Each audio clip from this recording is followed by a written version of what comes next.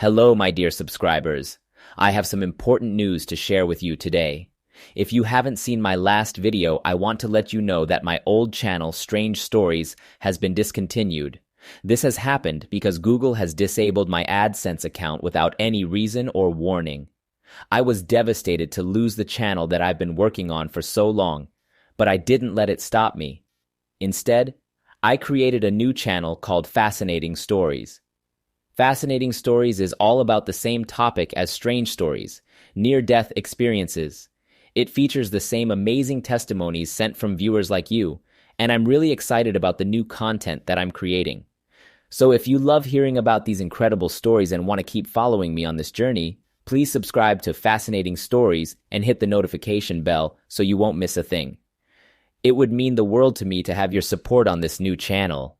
Thank you so much for listening. I hope to see you on my new channel soon. I asked God why He had abandoned me when I was all alone. All I saw in the world was hatred. I didn't want to be a part of the deplorable human race any longer. God, you don't love me anymore, I'd yell. Why do you despise me? Crying uncontrollably, I overdosed on Zoloft. As I faded, I looked up and said softly, God, you don't want me here, so I'm leaving. This occurred in November 2002. I passed out for a while, but was surprised to find myself still alive. My son and I were sleeping on our own mattresses on the floor.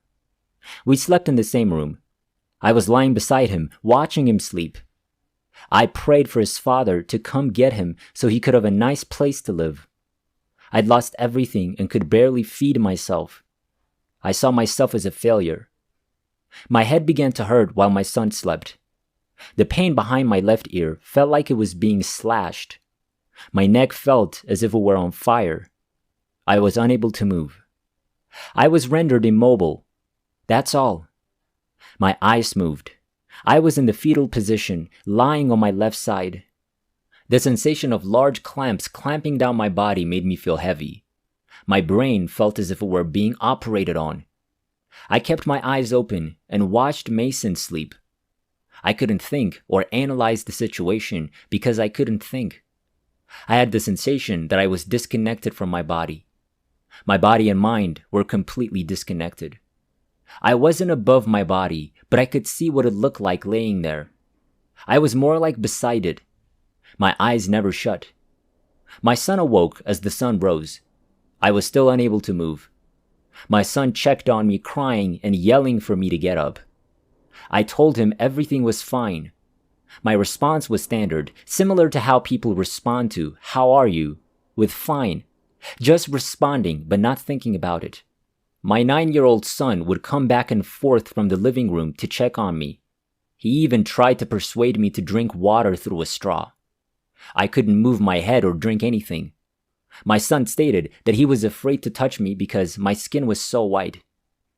I remained separate from my body, but I could see everything. I couldn't figure out what was going on. I could see the window and the passage of another light. I started to smell. My son claims I peed on myself. I wasn't feeling it. My son started yelling and crying out loud. "Get up!" he yelled repeatedly. I felt a pain in my chest while still in the same position. Excruciating, like I was stabbed with a knife 3 to 4 times. I couldn't move, but I could feel every organ in my body. An organ would experience excruciating pain before abruptly stopping as if it had shut down. The same thing happened to the next organ, and then the one after that. All that remained was my heartbeat, which had slowed to the point where I could barely feel it. This was the end. I'm about to perish.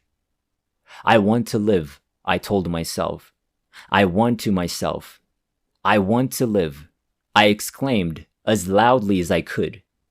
A pale vision appeared in front of my eyes, a being that resembled Jesus and a being that was identical to him. When I looked at one, the other faded away, and when I looked at the other, the first faded away. Finally, there was a cloud-like being. I exhaled a huge gasping breath.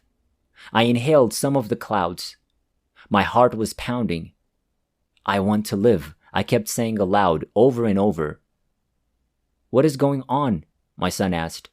I told him to push me so that I was flat on my back. I kept saying to myself, "Move, move," as I stared at the top of my foot. It was a long time before I could even move my toes. I asked my son to go into the living room and promised to return. I told God how sorry I was for trying to commit suicide. I thanked him for the opportunity and promised not to blow it. Because I should have gone to hell, God's grace provided me with this opportunity. I couldn't see anything because there was no light. I felt hell while I was dying. It was a void for me, a dreadful void, an indescribable sense of loneliness, ugliness, and horror. It was as if I had one leg in hell and one leg in heaven. My hopelessness gave me a taste of hell, but Jesus came to my rescue at the last moment. I told God that He was in charge and that He was greater than evil. I told Him I would stay on this earth and be a good mother because I was no longer afraid of evil. God's grace enabled me to crawl to the living room. Because we didn't have a phone, my son went next door and dialed 911. I was in the emergency room for 3 days. They admitted me to a mental hospital because it was a suicide attempt. I didn't mind because I was still alive. My life has changed dramatically. My son's life as well. I'm thankful for everything, every minute. You're free to ask me anything. I'd love to share my story with researchers or anyone else for that matter. I am very proud of it. It is both the worst and best experience I've ever had. Thank you for conducting this research. Story number 2. There are 3 accounts. During my battle with tachycardia, I had 3 distinct experiences. I was in graduate school at the time, and I had just completed all of my work for the summer class.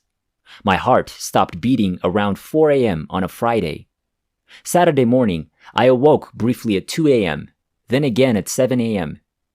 When I first awoke, I assumed that someone must be very sick because mom, sister, and brother were all there. My initial thoughts were of confusion because I had no idea what had happened. As my mind began to return, I felt tremendous fear because I knew I had been somewhere and that if I didn't want to end up in Ward C, I had better keep my mouth shut. The first was an experience in which I landed or appeared on a cloud-like substance similar to a street, but you couldn't feel it when you walked on it. I was standing alone, but there were people milling about further away. They were in this massive gymnasium-like structure that felt enclosed and appeared to have a roof, though I couldn't see it. Yet it seemed to go on forever.